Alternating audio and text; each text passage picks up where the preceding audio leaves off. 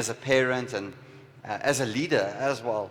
And it was just such a blessing. We were absolutely blown away, Jade and I. I just remember at least half of the people in absolute tears in that auditorium and the queues just waiting for her. I wanted to speak to her together. I just knew the moment she started talking, I knew that this is someone that we need to bring for our parents. And I waited in that line probably for about a half an hour to get to speak to her. And it wasn't a very big church. So she's coming with an incredible testimony. So I want to say to all the parents, make sure you are there on the 21st of February. You do not want to miss out. God has got something for you. And I also want to encourage, not just when we hear parents, I don't want you to think, oh, only the ones with small children. Even the parents that children are grown up, that are out of your house, you can still grow as a parent. God can still give you new keys. When you are a parent, no matter how old your children get, you never stop being that parent. So even if you are a grandparent already, don't think that disqualifies you. Keep investing in yourself. And if you are a newly wed couple, like Mr. and Mrs. Brandt, can we give them a big hand? Make sure you come so that you can prepare yourself for that next season. You can never invest enough in your children. Amen? Let us pray together. Father God, thank you, Jesus, for what you want to do through this word. Thank you, Lord, that it will be a word that gives you honor. Thank you, Lord, that it will be a word that opens every eye here, Father God, and every heart to see themselves as you see them, as sons and daughters. I come against every distraction now, Father God. Maybe the distraction of having a busy week, a rough week where things went wrong. Come against every distraction on our cell phones, Lord. Help us to fully focus on you and what you have for us this morning. In Jesus' name, amen. So my sermon title for this morning is From Following to Belonging. But I want to give a quick recap of for those that weren't here last week and for those that were. Who was here last week Sunday? Can I have a raise of hand? Awesome. You guys will remember I spoke about Zach and Cody, the sweet life of Zach and Cody, but not the cartoon version, but the dog version, our family dogs that we had, that their names were Zach and Cody. And we talked about Cody, first of all, the golden child. Literally, he was a golden retriever, and he was definitely the golden dog in the family. He was the perfect dog, from being that cute, perfect little fluffy puppy into the dog that could pose for pictures, that never ruined my mother's plants, that never put a foot wrong. And then we had Zach, who ruined our gym equipment, ruined my mother's plants, dirtied my white shoes, ruined a lot of clothes, and what caused a lot of headaches in our family. And we talked about how, as a family, we still loved Zach just as much as we loved Cody. And we learned that you cannot earn God's love as a child. He loves you just the way you are. And because of his love, we should try and live for him, not to earn his love. We cannot work for love. We are loved, and therefore we serve him and we honor him. And we went through the story of the prodigal son, of how he just messed up so much. And the father, when he saw him, he ran to him, interrupted his confession, and celebrated his return with a party. And God celebrated a lot of us last week Sunday, and he wants to celebrate us again as we return to the realization that we should have.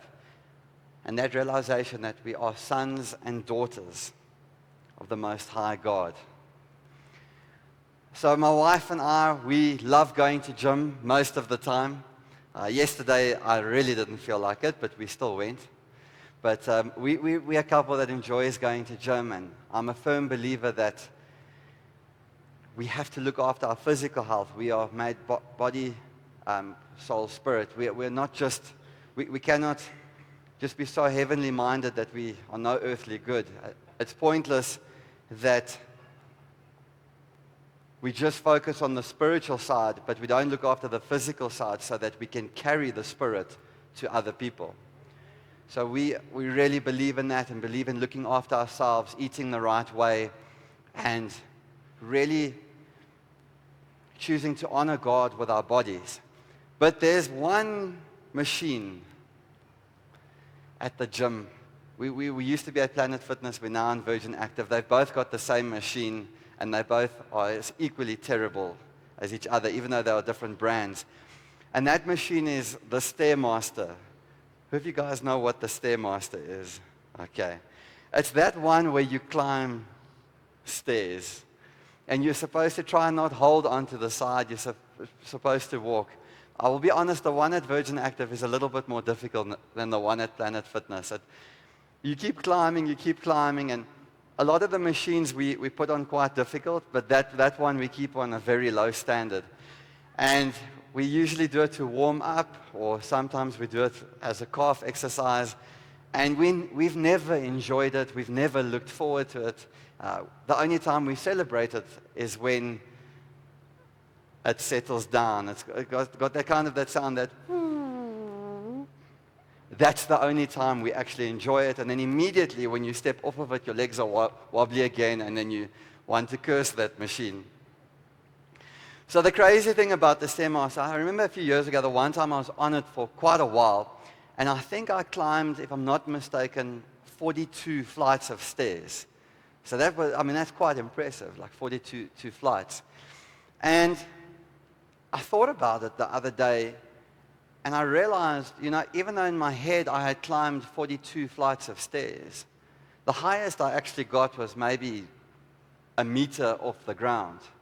Even though I worked hard, my legs were in agony, they were wobbly afterwards, I was drenched in sweat, I didn't really get anywhere. And that, church, is how religion works. You work, and you work, and you work, and you work, and you actually never really achieve anything valuable in life.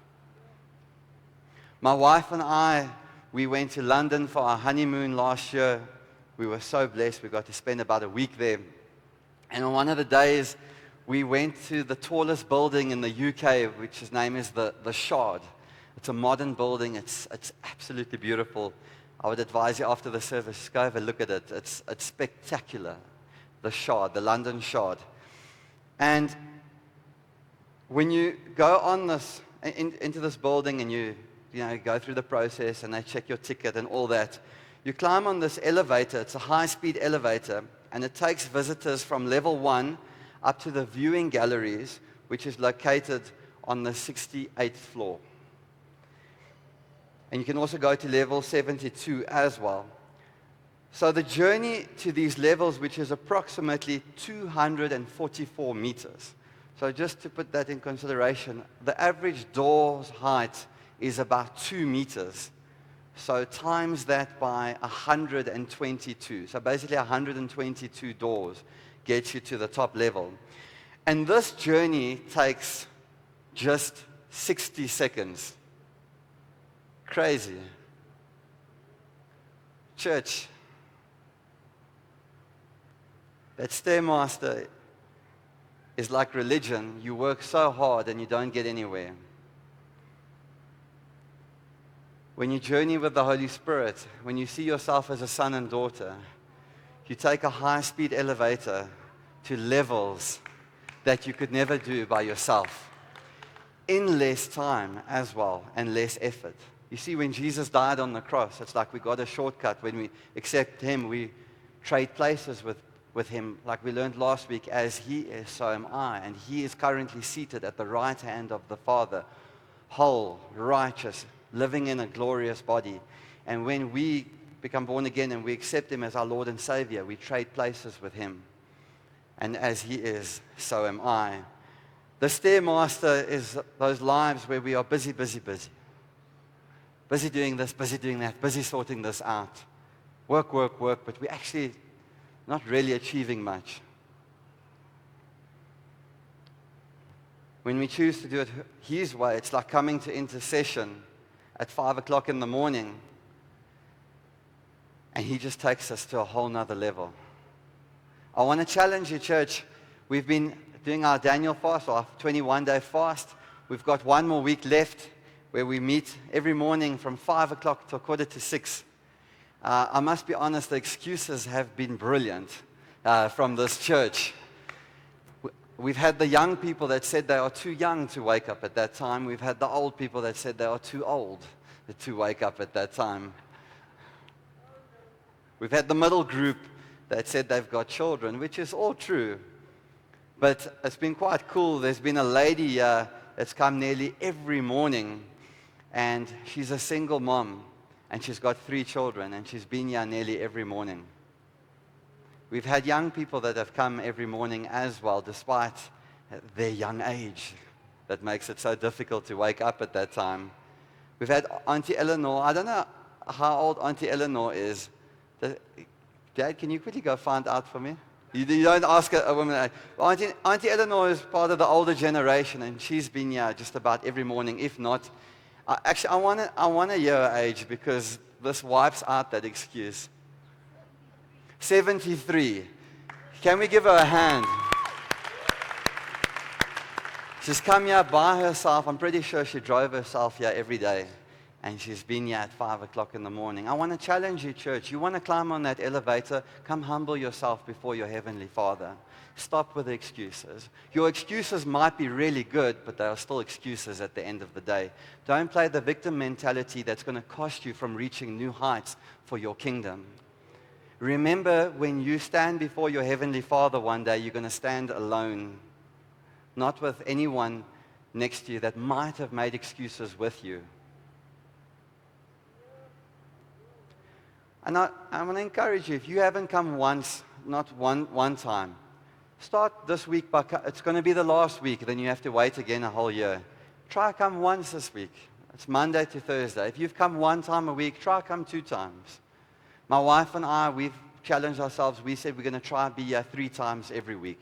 She's been here 7 times of the 8 days. I've been here 6 times of the 8 days. And every morning, we have not felt like coming. Some people think you've got to feel like doing something before we do it. Let me tell you, the walk with Christ is not about feelings. Feelings have nothing to do with it. I'm pretty sure Jesus didn't feel like dying on the cross. Yet we feel like not waking up at that time. Guys, I'm hammering this point because when we as a church truly seek Him and become a praying church as a community, God's going to do incredible things. It will turn God's eyes towards this place. But excuses, I think, might have the opposite effect. He loves us so much. He wants to see us succeed. But we also have to do our part as well. So let's climb on that elevator and become a praying church together. You see, when you wake up that time, you are sacrificing your time. You're saying, Lord, I don't know how I'm going to get through today. I'm costing myself a bit of precious sleep, which I need, but I'm trusting in you, and I'm surrendering to you. I told my staff that what you try to control, you will exhaust, but what you surrender to the Father, He will empower. This year, it is so essential that you grasp the identity of being a son and daughter of your Heavenly Father. You see, you are not just a servant of God, although we serve Him. You are not just a disciple of God, although you follow Him. A new identity was birthed out of the new covenant in the New Testament. The language starts to shift away from disciple towards son and daughter. Throughout this sermon, I'm going to be sharing about that. We are still disciples of Father, but there's a language shift. And only the church gets given the identity of sons and daughters. As I said earlier, you cannot work to become a son and daughter. We cannot earn that title. He loves us so much Jesus did all the work on the cross. I want to continue the story of Zach and Cody, and I want to play you a video. So if you guys can just watch carefully, you'll see Cody is the one that my sister's doing the tricks with. And then Zach, he's in the background digging a hole or something. I don't know what he's up to.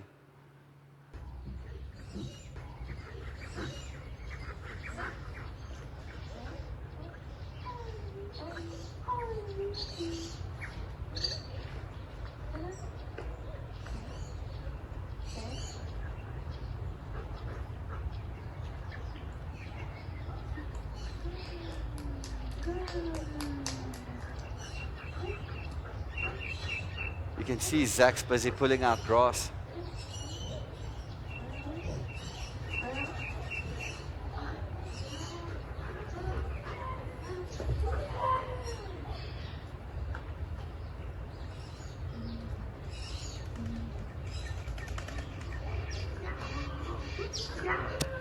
Can we give Cody a massive round of applause? Despite Cody doing all the tricks and learning all the tricks, we still loved that other dog at the back there that was busy. That was my grand's lawn, actually. That wasn't even our lawn. We still loved them equally the same. So just remember, there's nothing you can do. If you don't come to intercession, God's still going to love you the same. But you might miss out on some things that God wants to give you. Who got the rewards there, Zach or Cody? Cody got the rewards. Who got more love? Neither.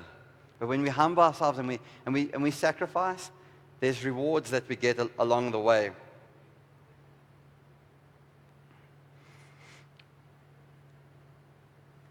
You see that there's an inheritance that comes with being a child of God, and only with being a child of God. If I compare it to my mom and dad, especially, I think we're going to use Pastor Sandy as an example because she's got so many spiritual sons and daughters. You know, she really is a mother to so many people, not just people sitting here, but a mother to a lot of other people as well. But when my mom and dad pass away, only myself and Zan are going to receive an inheritance from them. You guys have already got given enough food when you visit Pastor Sandy's house. No matter how much she loves her staff, and I mean, who works at the church or at the school, you know how much Pastor Sandy loves you. But at the end of the day, any inheritance will be left to myself and to Zan. No matter how hard someone has worked here for so many years and served faithfully in the church, only her son and her daughter will receive that inheritance. Just because some people maybe served more in the church than I did, doesn't mean that they are going to receive the inheritance. You get what I'm saying, church? When it comes to you and your Heavenly Father, you are now sons and daughters. There's no work that you can do that will get you to receive an inheritance. Jesus did it for you. So many Christians want to work for identity in the world today. No amount of work can get you that identity. Identity comes from the death of Christ, the shedding of his blood on the cross. We have to be so careful that we don't attach another identity to our new reality. God is wanting you to see yourself as a son and daughter. Be careful that you don't attach a different identity than the one that Jesus died on the cross for you. You see, Jesus didn't die just to create better disciples. He died to reveal sons and daughters. Discipleship was the invitation. Sonship is the inheritance. A disciple follows a rabbi, learns from the outside in, watches, imitates, obeys, and that's how the gospel begins. But after the resurrection and the coming of the Spirit, the New Testament language changes. Now Scripture doesn't say doesn't just say, follow him. It says, you belong to him. Discipleship is how we enter. Sonship is how we live. I'm not demoting discipleship. I'm just showing discipleship's destination.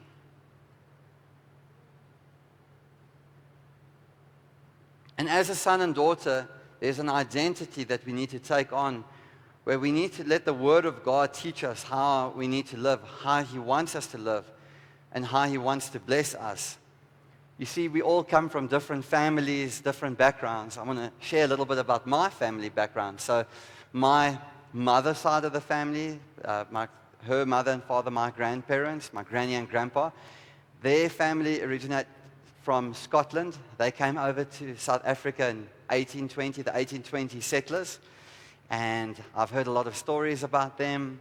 We've got some pictures at our Kasuka house. It's our family home, holiday home. There's some pictures of the 1820 people. They, those very serious, very, very serious pictures that when you look at them as a child, you get a bit scared and you think, why does Granny and Grandpa have such miserable faces on the wall?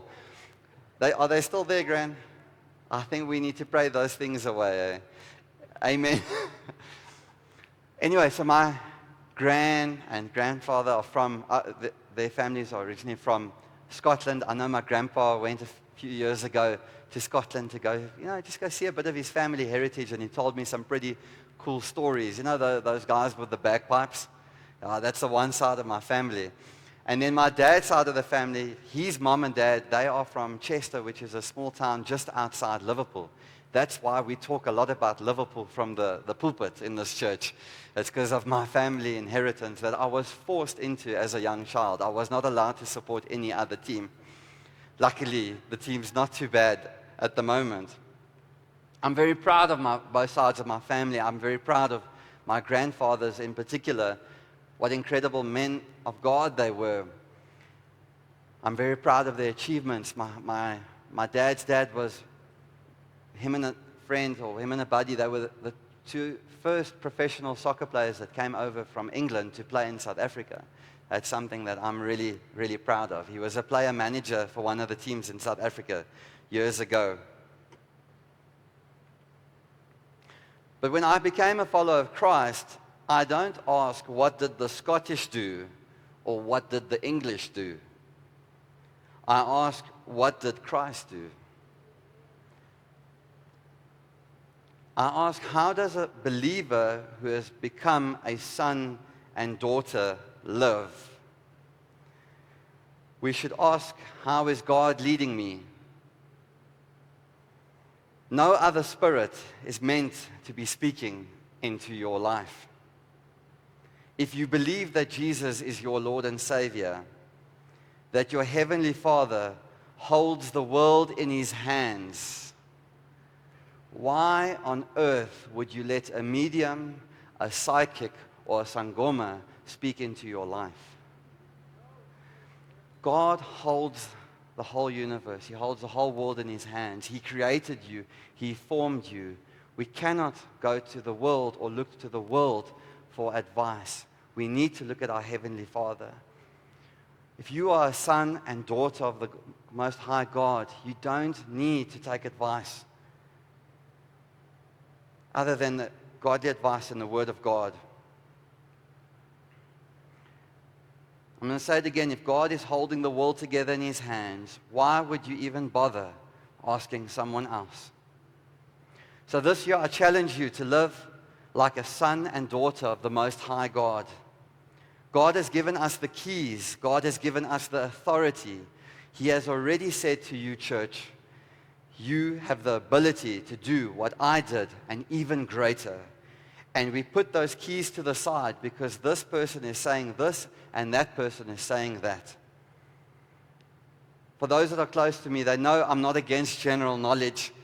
But when we value general knowledge above Scripture, we miss out on an identity as sons and daughters. I listen to a lot of podcasts. I listen to a lot of sermons. But that should never become more important than the Word of God, because then I'm going to miss out on the identity and keys that He has for me. Let's look at some scriptures to see what He says. Romans 8, verse 11 to 17. Verse 11. But if the Spirit of him who raised Jesus from the dead dwells in you, he who raised Christ from the dead will also give life to your mortal bodies through his Spirit who dwells in you. Paul says, the same Spirit who raised Jesus from the dead lives in you and gives life to your mortal body. Church, this is not a small salvation. This is a resurrection level identity. The same Spirit that raised Jesus from the dead, when you become a son and daughter of God, is living in you.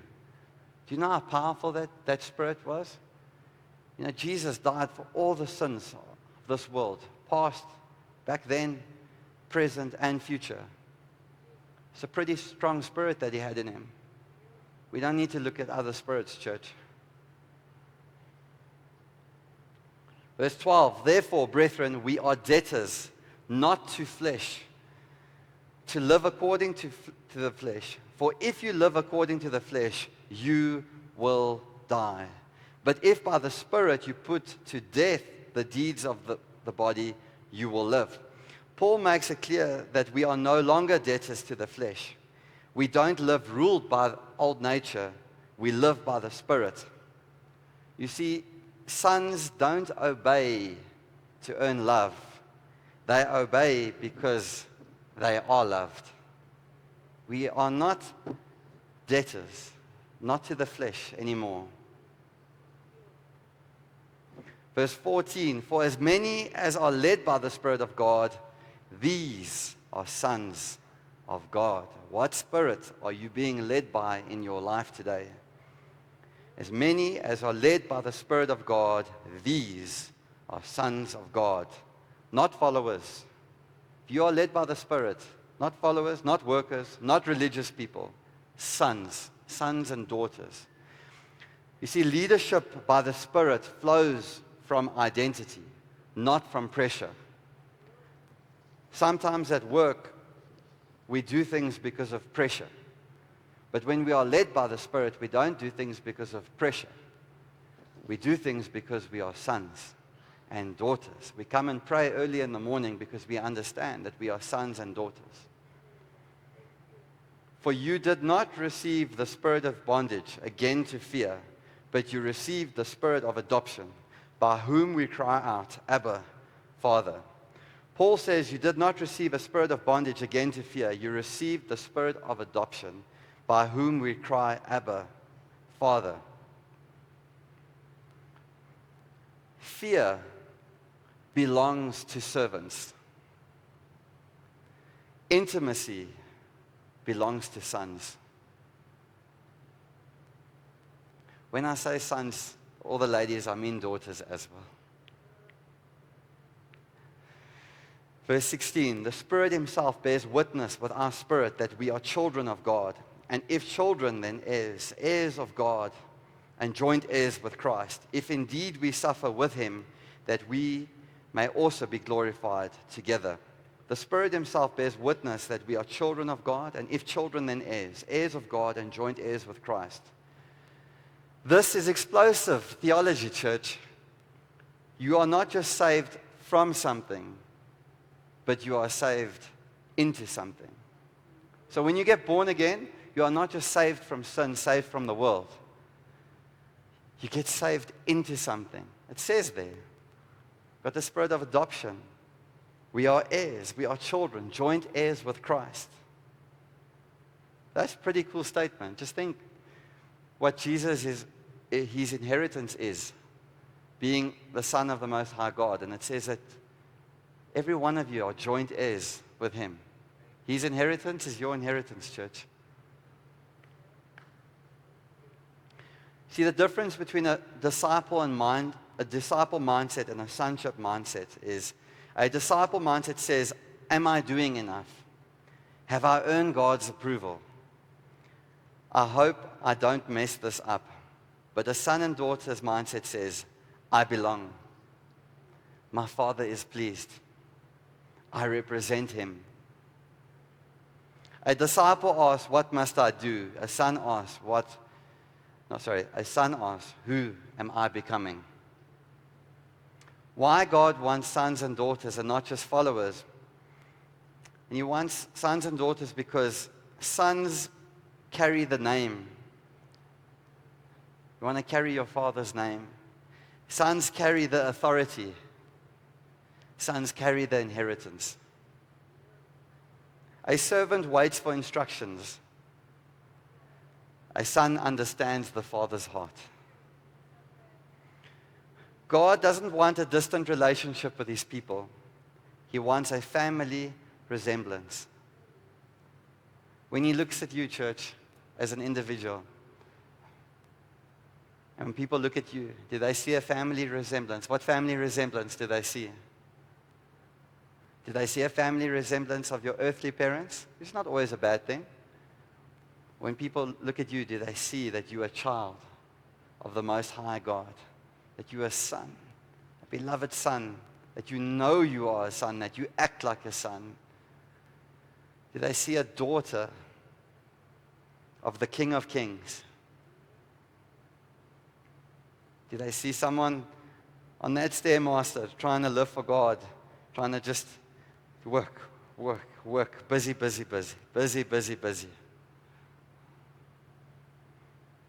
trying to earn His love, trying to earn His approval? Or can they see someone doing things for God because he is so loved or she is so loved? See, when you know how much God loves you, when you begin to experience that love, you cannot help yourself but do things for Him. It comes from a different place. You may have come to Jesus as a disciple, and that's good, but you don't stay there. The Spirit of God now lives in you. You are adopted. You are a son. You are a daughter. You are an heir. And God is not finished with you yet. I want to close with this line. Disciples follow Jesus. And we should follow Jesus.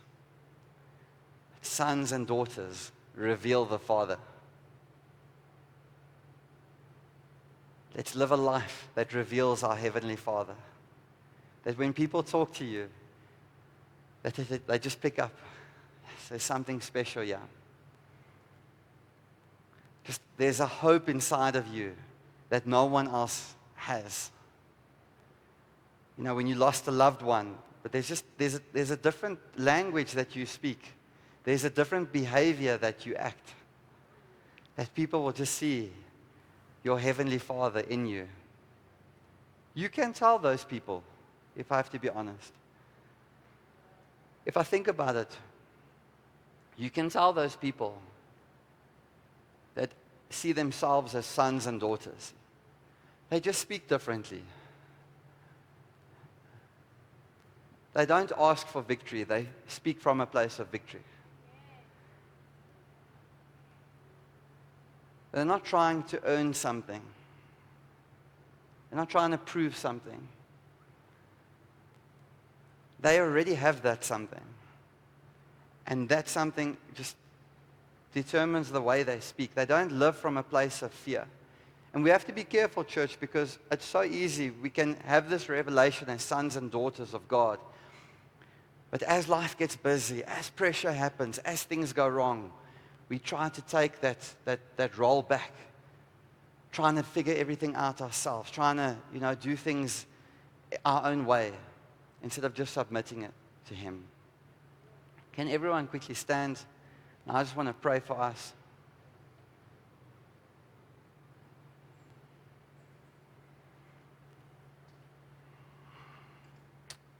Father God, I just pray over every one of us here, including myself, Lord Jesus.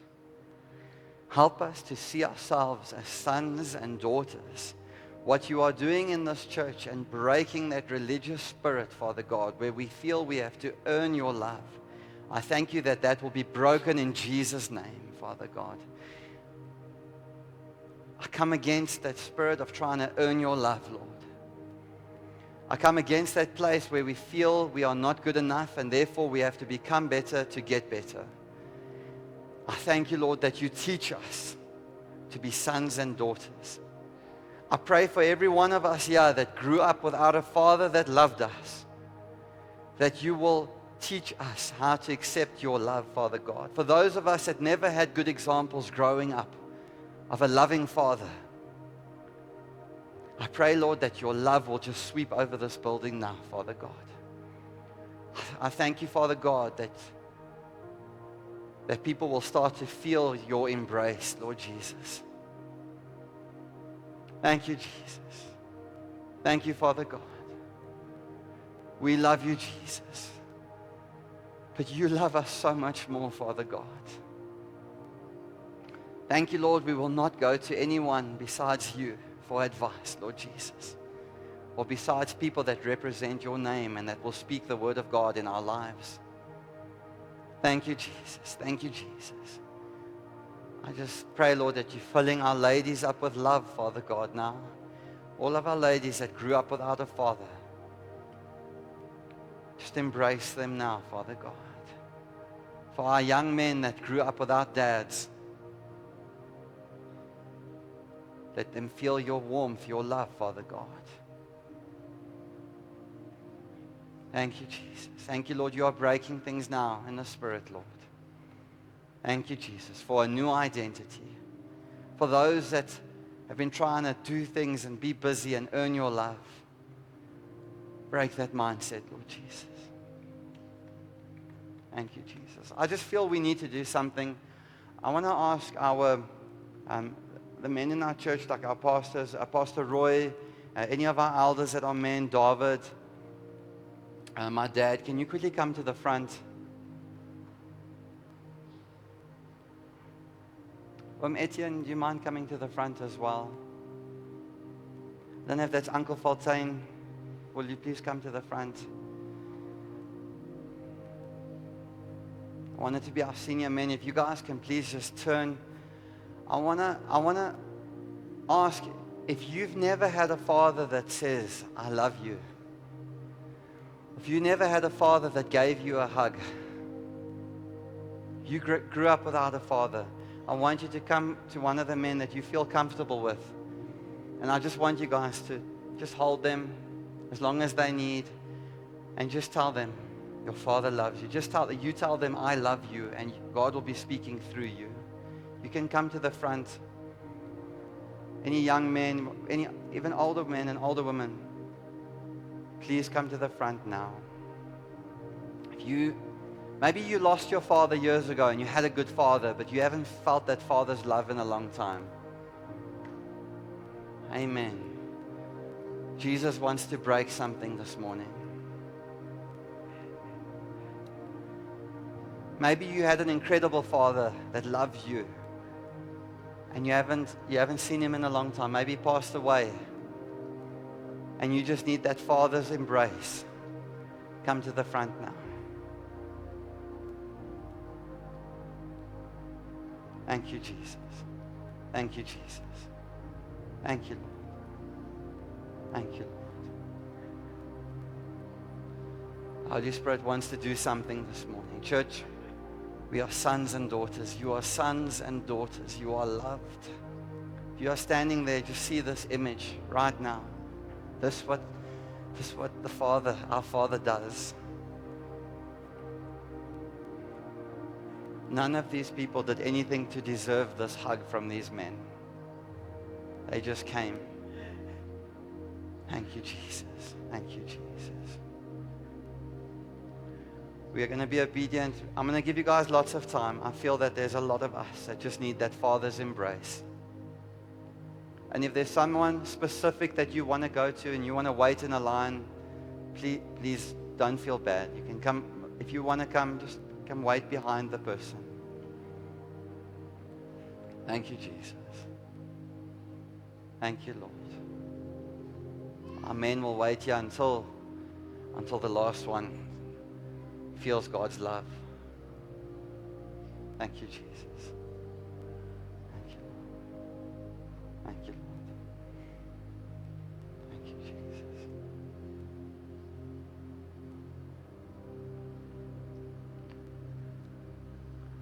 Tabi Singh, will you just have tissues available?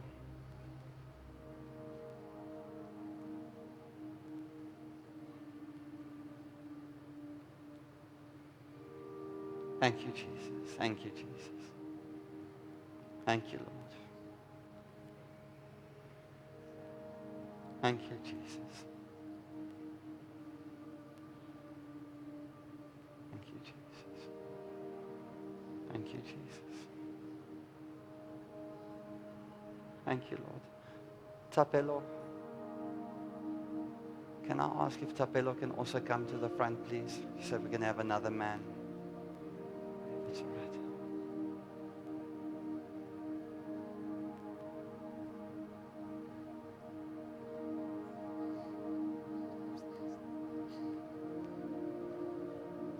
If you,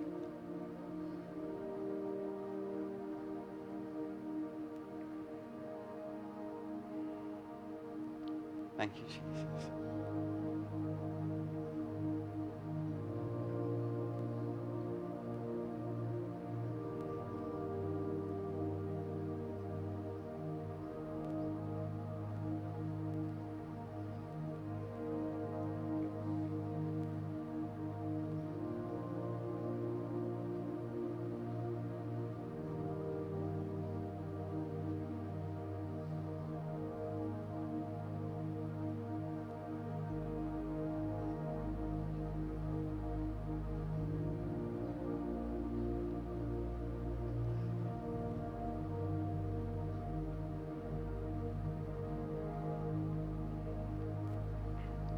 Thank you, Jesus. If there's anyone else that wants to come, you're more than welcome to do so.